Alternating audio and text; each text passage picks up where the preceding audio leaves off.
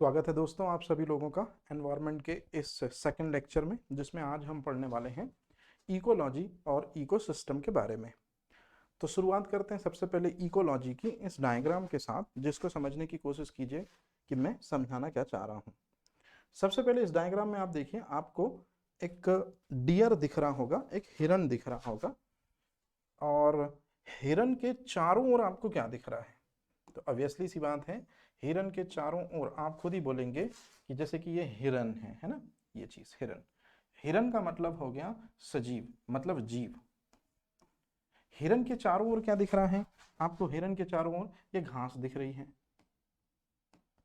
हिरन के चारों ओर आपको ये शिकारी दिख रहा है। हिरन के चारों ओर ये वाटर रिसोर्स दिख रहा है। हिरन के चारों ओर उसको खाने वाली चीज प्रेडेटर दिख रही है। हिरन के चारों ओर दूसरी चीज जो दिख रही है वह हिरन की दूसरी प्रजाति, मतलब हिरन की ही प्रजाति का दूसरा जीव दिख रहा है। इसका मतलब क्या हुआ? ध्यान से सुनेगा।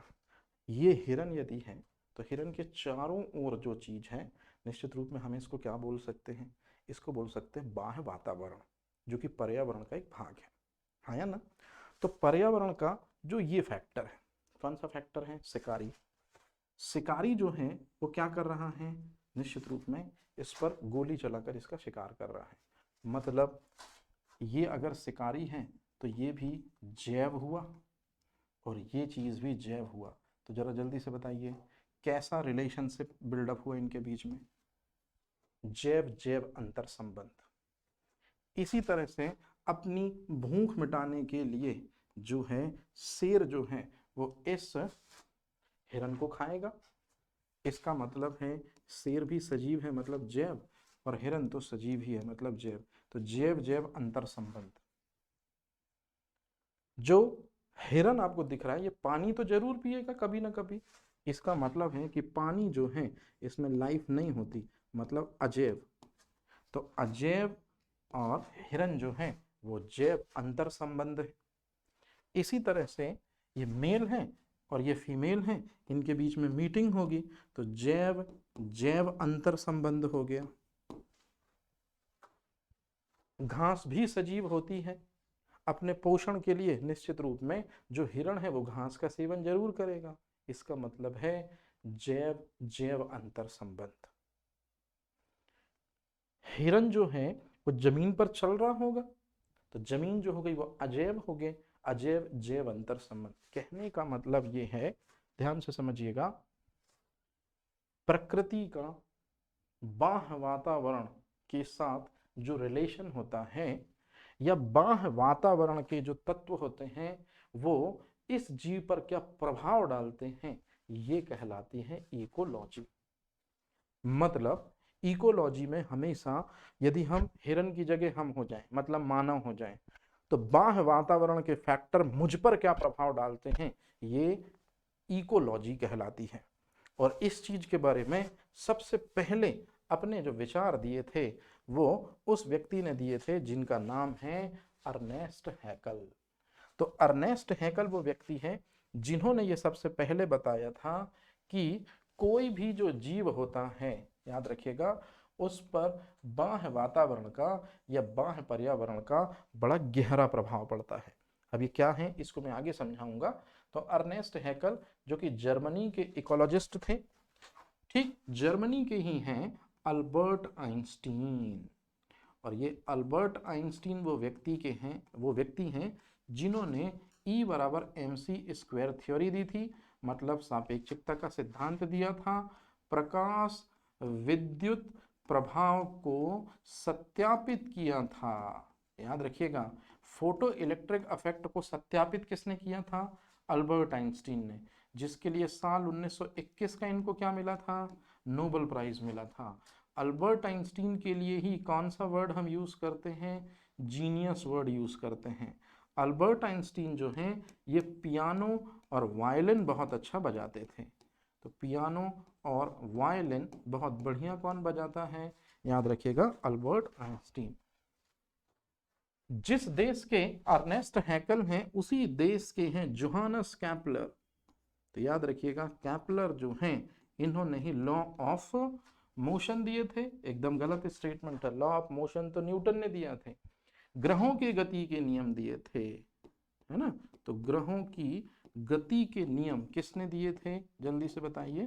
तो ग्रहों के गति के नियम दिए थे सबसे पहले आपने। अब इसके जस्ट बाद यदि आपसे कभी पूछा जाए क्वेश्चन कि पारिस्थितिकी शब्द सबसे पहले किसने यूज किया है, तो ये सबको पता है, लेकिन आजकल क्वेश्चन पूछते हैं कि पारिस्थितिकी की डेफिनेशन भी सबसे पहले किसने दी थी। जी हाँ, अर्नेस्ट हैकल। कि किसी भी जीव पर बाह्य पर्यावरण का क्या प्रभाव पड़ता है या किसी भी जीव पर एक्सटर्नल एनवायरनमेंट क्या इम्पैक्ट डालता है, ये इकोलॉजी है। तो इकोलॉजी टर्म भी सबसे पहले दिया था अर्नेस्ट हैकल ने, और इकोलॉजी को डिफाइन भी किया था अर्नेस्ट हैकल ने। अब यहाँ जो समझने लायक बात है वो ये है कि इकोलॉजी वर्ड अर्नेस्ट हैकल ने जो दिया था वो रियल में इकोलॉजी नहीं था, क्योंकि इकोलॉजी इंग्लिश वर्ड है, इकोलॉजी इंग्लिश वर्ड है। ये जो वर्ड है ये है दरअसल में जर्मन में इकोलॉजी। तो ओइकोलॉजी, ये ओइकोलॉजी ये वर्ड दरअसल में सबसे पहले अर्नेस्ट हैकल ने दिया था, और इसी का सही रूपांतरण आगे चल के हो जाएगा इकोलॉजी। तो इस तरह से आपको याद रखना है। अब चलते हैं मुद्दे की चीज पर। तो यदि हम आगे बढ़ते हैं तो हम पाते हैं कि डेफिनीशन क्या हो जाएगी इकोलॉजी की। तो मैंने अभी आपको बताया कि ये जो जीव है, जैसे आप इस इमेज के हिसाब से समझ लीजिए, क्योंकि इस इमेज में तो आपको समझ में आ गया होगा अब, है ना। तो ये इधर मैं रख दे रहा हूँ। अब आप मुझे बताइए, ये एक हाथी एक जीव हो गया, और ये हाथी का बहुत सारा ग्रुप हो गया, इसी को हम हाथी की कम्युनिटी कह सकते हैं। मतलब हाथी की कम्युनिटी, हाथी का ग्रुप मतलब जीव समुदाय। यहाँ जीव भी हो सकता है, मेन चीज है जीव समुदाय मतलब जीवों का ग्रुप, जीव समुदाय कहलाएगा।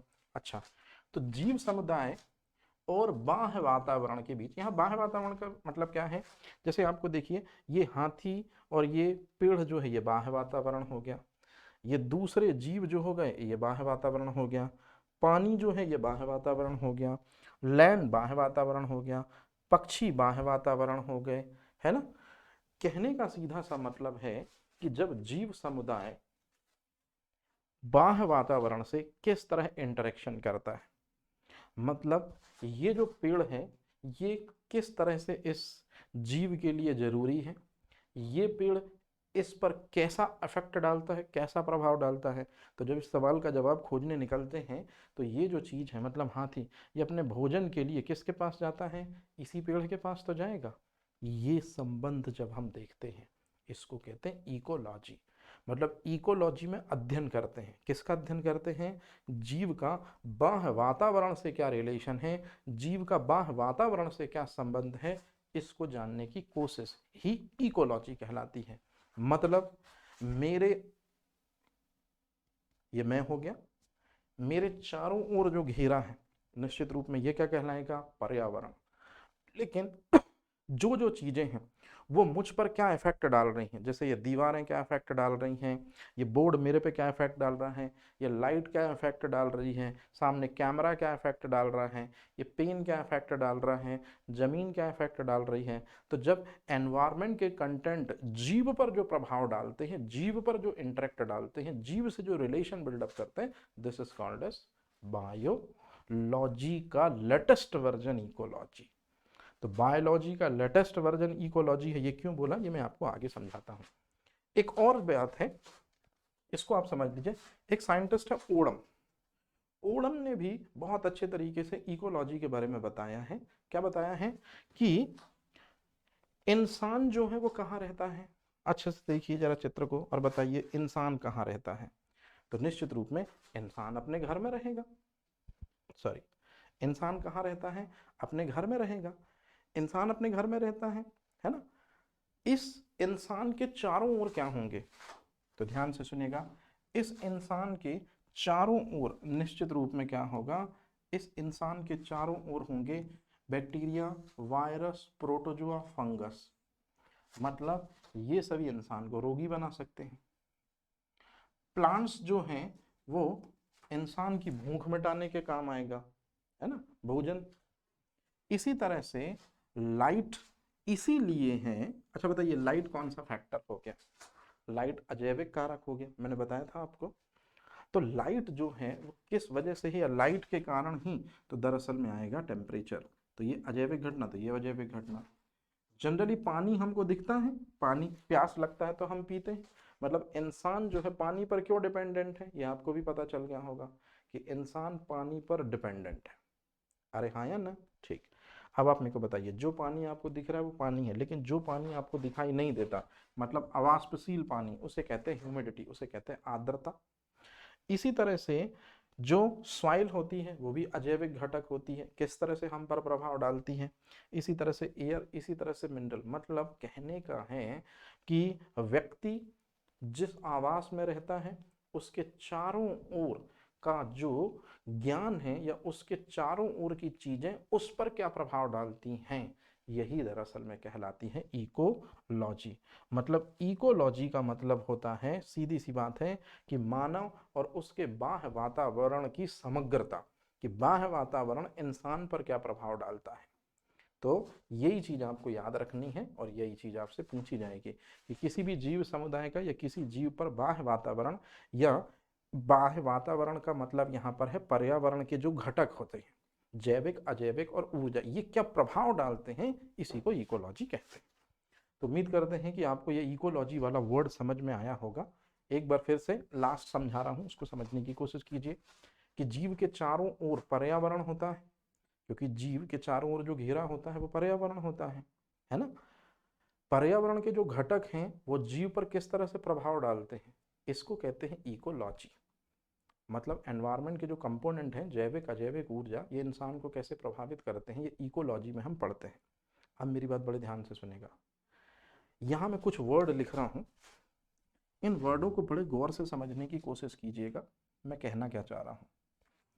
सबसे पहले मैं कहना ये चाह रहा हूँ, जिसको आप प्रकृति कहते हैं, निश्चित रूप में वही तो दरअसल में पृथ्वी है। जिसको आप पृथ्वी कहते हैं, और पृथ्वी के अंदर ही दरअसल में है एनवायरमेंट, मतलब पर्यावरण। भाई पृथ्वी के अंदर पर्यावरण है ना, जैविक, अजैविक और ऊर्जा घटक। अच्छा, फिर पृथ्वी के अंदर ही जैविक घटक, अजैविक घटक एक दूसरे से अंतर संबंध बनाते हैं, जिसको हम कहते हैं इकोलॉजी। और सबसे इंपॉर्टेंट चीज, जैव मंडल, बायोस्फीयर। सबसे पहले आप अपने माइंड में 1 2 3 4 5 चीजें क्लियर कर दीजिए। इन पांचों के पांचों की एकलक इकाई इकोसिस्टम कहलाती है, हिंदी में जिसको हम कहते हैं पारिस्थितिक तंत्र। इसे ही कहते हैं शॉर्ट में परितंत्र। मतलब कहने का ये हुआ, जैसे जो चीज हमारे शरीर में चल रहा होता है, असल मायने में वो हमारी कोशिकाओं में चलता है। जैसे हमारे शरीर में श्वसन, पाचन, उत्सर्जन, सारी रासायनिक प्रक्रियाएं होती हैं। असल मायने में वो सारी रासायनिक प्रक्रियाएं कोशिका में संपन्न होती हैं। तो जिस तरह से हमारे शरीर में चलने वाली हर एक एक्टिविटी हमारी कोशिका में होती है, उसी तरह से इकोलॉजी में, उसी तरह से पृथ्वी में, उसी तरह से पर्यावरण में चलने वाली हर एक एक्टिविटी इकोसिस्टम में होती है।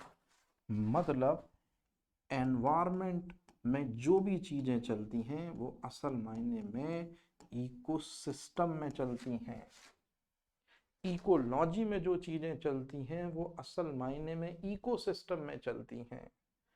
ब्रह्मांड में या पृथ्वी में जो चीजें चलती हैं वो असल मायने में उसके इकोसिस्टम में चलती हैं। मतलब इकोसिस्टम जो है वो एकलक इकाई है, सिंगल यूनिट है, याद रखना है। यदि इकोलॉजी का मतलब आप याद रखते हैं कि जैव समुदाय और बाह्य पर्यावरण के बीच अंतर संबंध, तो आपको पारिस्थितिकी तंत्र में याद रखना पड़ता है कि इकोलॉजी की एकलक इकाई है, पर्यावरण की एकलक इकाई है। तो ये आपको बहुत अच्छे से ध्यान रखना है। और यही चीज मैं नहीं समझा रहा हूं, ये चीज ब्रिटेन के एजी टांसले समझा रहे हैं। और एजी टांसले ने ही, जरा जल्दी से बताइए, कौन सा टर्म दिया था? इकोसिस्टम शब्द दिया था। अब आप मुझे कल बताएंगे कि इकोसिस्टम शब्द कब दिया था, किस सन में दिया था एजी टांसले ने। तो देखते हैं आप लोग, इसका आंसर कमेंट बॉक्स में ही बताना, कल का मतलब कमेंट बॉक्स में ही बताना कि क्या है। तो अब अगर कोई आपसे पूछे कि बताइए जरा इकोलॉजी क्या है, तो पारिस्थितिकी की मतलब इकोलॉजी की एकलक इकाई परितंत्र कहलाती है। और याद रखिएगा हमेशा कि इकोलॉजी में हमेशा दो फैक्टर होते हैं। बताया था मैंने, जैविक और अजैविक फैक्टरों का अंतर संबंध होता है इकोलॉजी। तो इसी तरह से इकोलॉजी की यदि सिंगल यूनिट है तो इनमें भी दो संबंध होंगे। कौन कौन से दो संबंध होंगे? जैविक और अजैविक तो होगा, लेकिन ध्यान से सुनिएगा, बहुत इंपॉर्टेंट चीज है। पर्यावरण के तीन सेगमेंट होते हैं और पर्यावरण की एकलक इकाई इकोसिस्टम ही है। तो पर्यावरण के यदि तीन सेगमेंट हैं तो इकोसिस्टम के भी तीन सेगमेंट हैं। मतलब इकोसिस्टम, उससे बड़ा हो जाएगा इकोलॉजी, और उससे बड़ा हो जाएगा एनवायरनमेंट। तो ये चीज आपको ध्यान रखनी है बहुत अच्छे तरीके से। अब इसके बाद जब हम आगे चलते हैं तो जो सामने आपको चीज दिख रही है कि पारिस्थितिक तंत्र तीन घटकों में विभाजित होता है। एक होते हैं अजैविक घटक, एक होते हैं जैविक घटक, और एक होते हैं ऊर्जा घटक। हालांकि ऊर्जा घटक के बारे में इस डायग्राम में जगह छोटी पड़ रही थी इसलिए नहीं बताया, लेकिन ऊर्जा घटक भी होता है। अब याद रखिएगा पारिस्थितिक तंत्र जो है वो तीन घटकों से क्यों मिलकर बना है? क्योंकि भाई एनवायरनमेंट की एक अलग इकाई है, एनवायरनमेंट ही तीन घटकों से मिलकर बनता है। मैंने बताया था शुरुआत में, जैविक अजैविक ऊर्जा। तो पर्यावरण यदि तीन घटकों से मिलकर बना है तो 101% है। कौन भी तीन घटकों से मिलकर बनेगा? उसकी सिंगल यूनिट, मतलब पारिस्थितिकी तंत्र। तो अब अगर कोई आपसे पूछे कि ये तीन घटक जो आपको दिख रहे हैं, जैविक घटक, अजैविक घटक, ऊर्जा घटक, इसमें सबसे इंपॉर्टेंट कौन सा घटक माना जाता है?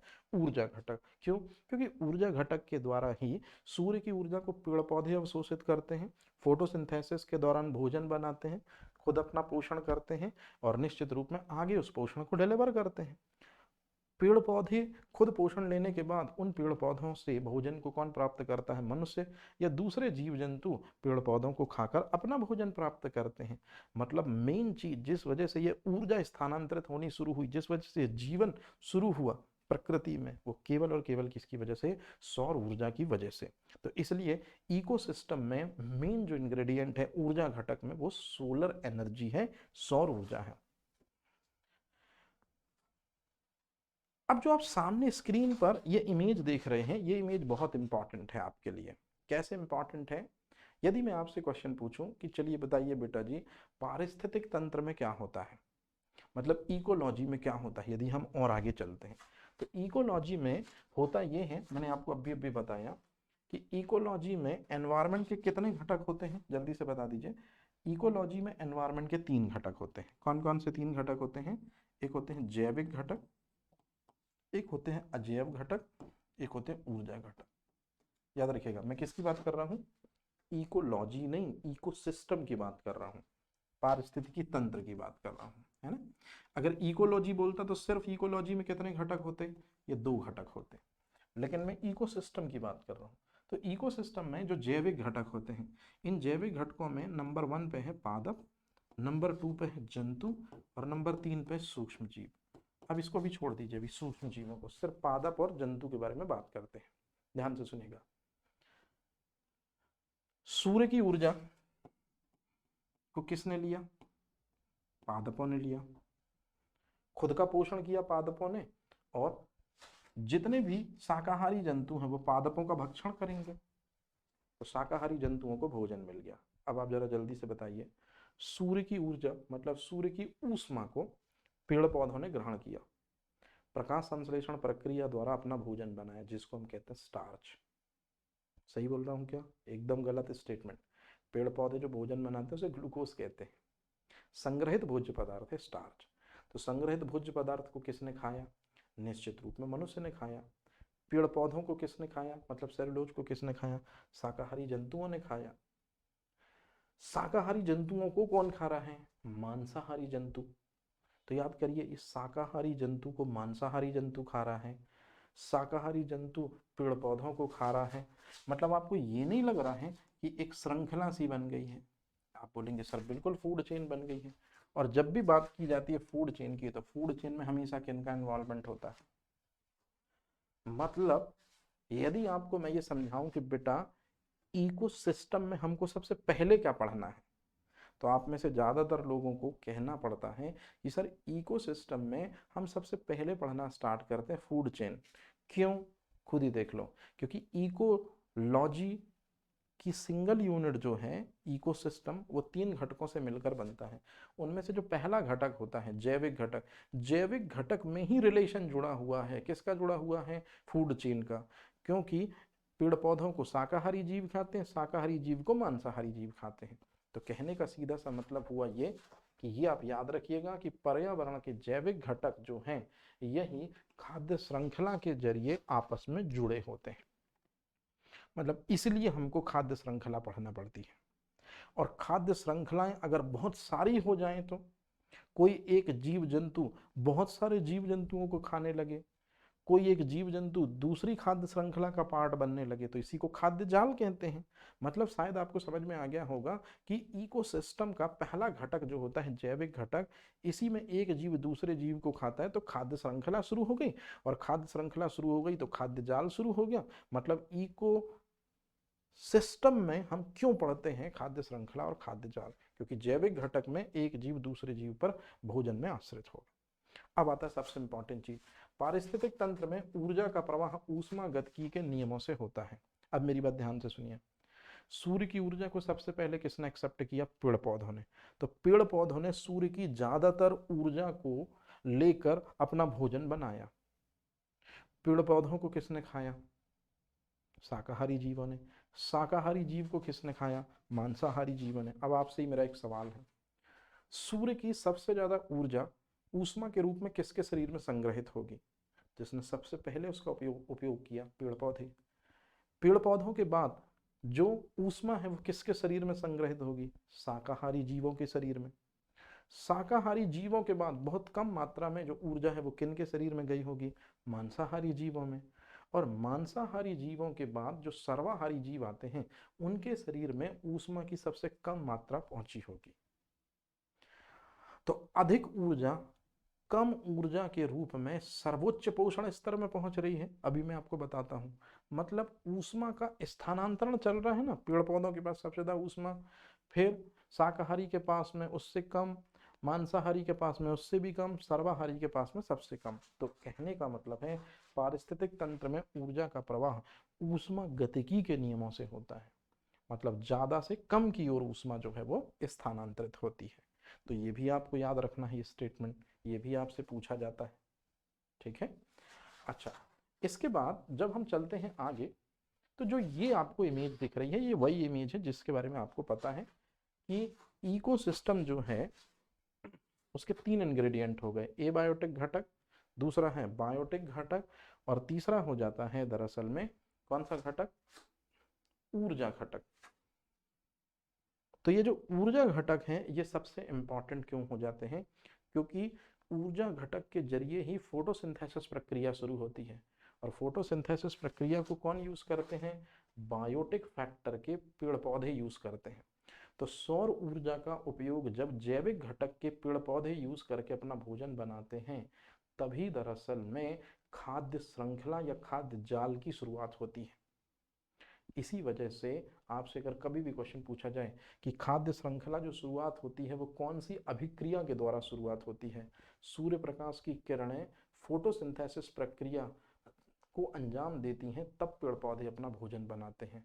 मतलब खाद्य श्रृंखला की शुरुआत प्रकाश संश्लेषण प्रक्रिया से होती है। इसलिए इकोसिस्टम में सूर्य की ऊर्जा, सूर्य की वैल्यू या सूर्य की ऊर्जा सबसे प्रमुख मानी जाती है। क्योंकि जनरली इकोसिस्टम में हम खाद्य श्रृंखला, खाद्य जाल, लिंडरमान ऊर्जा नियम, इकोलॉजिकल पिरामिड, इनके बारे में पढ़ते हैं। तो बताइए, अगर खाद्य श्रृंखला की बात करें तो खाद्य श्रृंखला में पेड़ पौधे को कौन खाएगा? निश्चित रूप में शाकाहारी जीव। पेड़ पौधों की खुद का पोषण कहाँ से होगा? प्रकाश संश्लेषण से। प्रकाश संश्लेषण किसके कारण होगा? सूर्य। बस यही चीज आपको दिमाग में रखनी है कि ऊर्जा घटक का जो पहला बिंदु है, कौन सा बिंदु है? सौर ऊर्जा। वही उत्पादकों को भोजन बनाने की परमिशन देता है, फिर उस भोजन को जो चीज ग्रहण करते हैं उसे कहते हैं कंज्यूमर, मतलब उपभोक्ता। उपभोक्ताओं में भी 3 प्रकार होते हैं, प्राथमिक, द्वितीयक, तृतीयक, इसको हम आगे देखेंगे।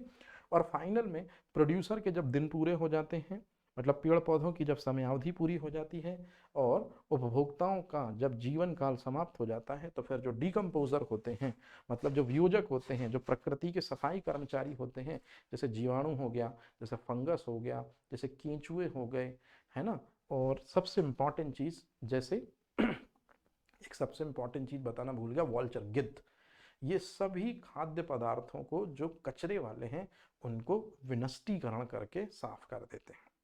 तो इसी वजह से इनको ज्यादा तवज्जो दी जाती है। अब अगर मैं आपसे क्वेश्चन पूछूं कि इस चित्र में आपको क्या दिख रहा है, तो इस चित्र में आप सबसे पहले आराम से देखिए, ये एक ऑर्गेनिज्म दिख रहा है, एक जीव दिख रहा है। बहुत सारे ऑर्गेनिज्म का ग्रुप जो है वो जनसंख्या कहलाती है। बहुत सारे, देखिए अब आपको ये एक जीव दिख रहा होगा, ये दूसरा जीव दिख रहा होगा, ये तीसरा जीव दिख रहा होगा, ये चौथा जीव दिख रहा होगा, इसको कहते हैं कम्युनिटी।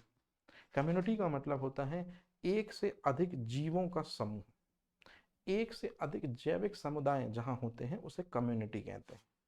और जब कम्युनिटी में पत्थर, कम्युनिटी में जल, मतलब कम्युनिटी मतलब जैविक फैक्टर में जब अजैविक फैक्टर आ जाएं, तो फिर इसी को कहते हैं दरअसल में इकोसिस्टम।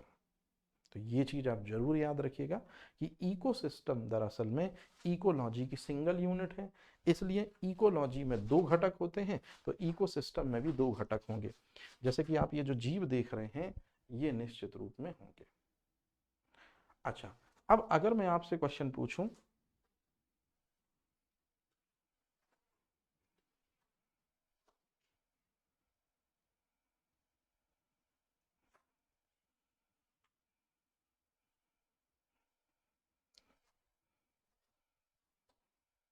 अब अगर मैं आपसे क्वेश्चन पूछूं कि जो भी चीजें प्रकृति में चल रही हैं या जो भी चीजें एनवायरनमेंट में चल रही हैं वो चीजें असल मायने में कहाँ चल रही हैं? इकोसिस्टम में। तो ये कुछ इकोसिस्टम के आपको उदाहरण दिख रहे हैं। जैसे एक तालाब इकोसिस्टम का एक उदाहरण है, और इस तालाब को इंसान ने नहीं बनाया, किसने बनाया है? नेचर ने। तो ये प्राकृतिक पारिस्थितिकी तंत्र हो गया। अब इसे इकोसिस्टम क्यों बोला? याद करिए, इसमें मछलियां होंगी, इसमें जलीय जीव होंगे, मतलब जैविक घटक। इस तरह से अगर मैं आपसे पूछूं कि पत्थर होंगे, अंदर जल होगा, ऑक्सीजन होगी, है ना, तो ये हो गए अजैविक घटक। मतलब तालाब जो है वो एक पारिस्थितिकी तंत्र का उदाहरण है। एक्वेरियम में भी पारिस्थितिकी तंत्र आपको देखने को मिलेगा, लेकिन एक्वेरियम प्राकृतिक पारिस्थितिक तंत्र में नहीं, मानव निर्मित पारिस्थितिक तंत्र में आता है। इसी तरह से धान का खेत भी मानव निर्मित पारिस्थितिक तंत्र का पार्ट है। अभी तो आपको समझ में आ रहा होगा कि एक्वेरियम में मछलियां होंगी, है ना, तो ये जैविक घटक हो गए, और पानी हो गए, पत्थर हो गए, सूर्य का प्रकाश हो गए, ये अजैविक घटक में आ जाएंगे। अच्छा, इसी तरह से अब मेरी बात बड़े ध्यान से सुनेगा, इंपॉर्टेंट स्टेटमेंट बता रहा हूँ। जो पैडी फील्ड होती है, मतलब जो धान के खेत होते हैं, इसमें धान सजीव हो गई, लेकिन जिस पानी में, जिस मृदा में, ये हो गए अजैविक घटक। मतलब कुल मिला के जैविक और अजैविक घटक दोनों। तो ये भी एक इकोसिस्टम है। तो अब अगर कोई आपसे पूछे कि सबसे बड़ा इकोसिस्टम क्या होता है, तो सबसे पहले इकोसिस्टम के 2 प्रकार होते हैं, ये आपको याद रखना है। एक प्राकृतिक और दूसरा मानव निर्मित। प्राकृतिक इकोसिस्टम के अंतर्गत ही दरअसल में आते हैं, प्राकृतिक इकोसिस्टम में सबसे पहले स्थलीय परितंत्र। स्थलीय परितंत्र में आप देखो घास के मैदान आते हैं, दूसरे नंबर पर फॉरेस्ट आता है, और तीसरे नंबर पर रेगिस्तान आते हैं। तो आपसे क्वेश्चन पूछा जाता है स्थलीय पारिस्थितिक तंत्र के उदाहरण, आंसर है घास के मैदान, जंगल और रेगिस्तान। लेकिन अगर आपसे पूछा जाए कि जलीय परितंत्र के उदाहरण बताइए, तो आपका रिवर आ जाएगा, आपका लेक आ जाएगा, और सबसे इंपॉर्टेंट चीज मैराइन, मतलब समुद्र। अब जरा बताइए सबसे बड़ा इकोसिस्टम किसका होगा? सबसे बड़ा इकोसिस्टम कहलाता है समुद्री इकोसिस्टम, समुद्री पारिस्थितिक तंत्र। और समुद्री पारिस्थितिक तंत्र में सबसे ज्यादा कौन सा सॉल्ट मिलता है?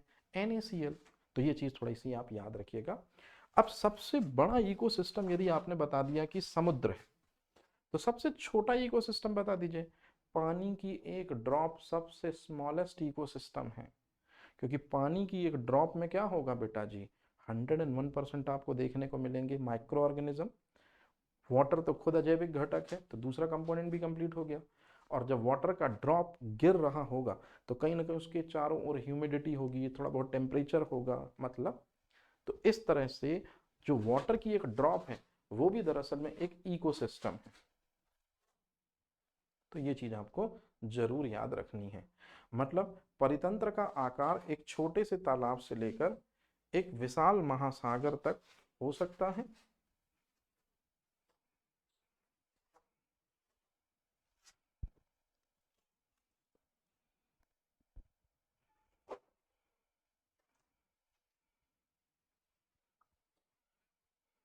मतलब एक छोटा सा यदि तालाब हो जाए और एक बड़ा सा विशाल जो है महासागर, ये भी एक इकोसिस्टम है। और अगर मैं बात करूं कि पृथ्वी पर जितने इकोसिस्टम है उसमें सबसे बड़ा इकोसिस्टम क्या कहलाएगा, आपका समुद्र कहलाएगा। अब एक कंपैरिजन करते हैं, एक मेन चीज देखते हैं जो आपके प्रीलिम्स में इंपॉर्टेंट है। इकोलॉजी और इकोसिस्टम में क्या डिफरेंस होता है। तो इकोलॉजी और इकोसिस्टम में जो सबसे बड़ा डिफरेंस होता है वो ये होता है कि जो इकोलॉजी होता है वो पर्यावरणीय विज्ञान है। क्यों है पर्यावरणीय विज्ञान? क्योंकि इकोलॉजी चैप्टर में जैव अजैव अंतर संबंधों का अध्ययन किया जाता है। जैव जो है ग्लोब में कहीं भी हो सकता है, अजैव भी ग्लोब में कहीं भी हो सकता है। पृथ्वी के 3/4 भाग पे तो जल है। तो निश्चित रूप में जो इकोलॉजी है, इकोलॉजी में हम सिर्फ दो चीज़ों की स्टडी करते हैं, जैव अजैव अंतर संबंध। तो मैं हूं और अंटार्कटिका में जो पानी है या बर्फ है, इसके बीच में भी इंटरेक्शन होगा। तो इसलिए वृहत अवधारणा है, बड़ी अवधारणा है, एक बड़ा सब्जेक्ट है। लेकिन यदि हम बात करें इकोसिस्टम की, तो इकोसिस्टम में हमको प्रैक्टिकल बातें पढ़नी होती हैं, फूड चेन पढ़नी होती हैं, फूड वेब पढ़ना होता है। एक जीव दूसरे जीव को खाता है तो उसकी ऊर्जा दूसरे जीव में चली जाती है, जिसको कहते हैं ऊष्मा गतिकी का नियम। और ऊर्जा हमेशा ज़्यादा से कम की तरफ ही जाएगी, तो सेकंड लॉ ऑफ थर्मोडायनेमिक्स लगता है। याद रखिएगा, ऊर्जा हमेशा ज़्यादा से कहाँ की तरफ मूव करेगी, कम की ओर मूव करेगी। अच्छा, इस तरह से पर्यावरण के दो घटक होते हैं। तो पर्यावरण के जो दो घटक होते हैं वो कौन कौन से होते हैं? इकोलॉजी में जैविक अजैविक, लेकिन इकोसिस्टम में पर्यावरण के 3 घटक होते हैं। तो ये चीज आपको याद रखनी है। ऐसे तो जब हम इकोसिस्टम पढ़ते हैं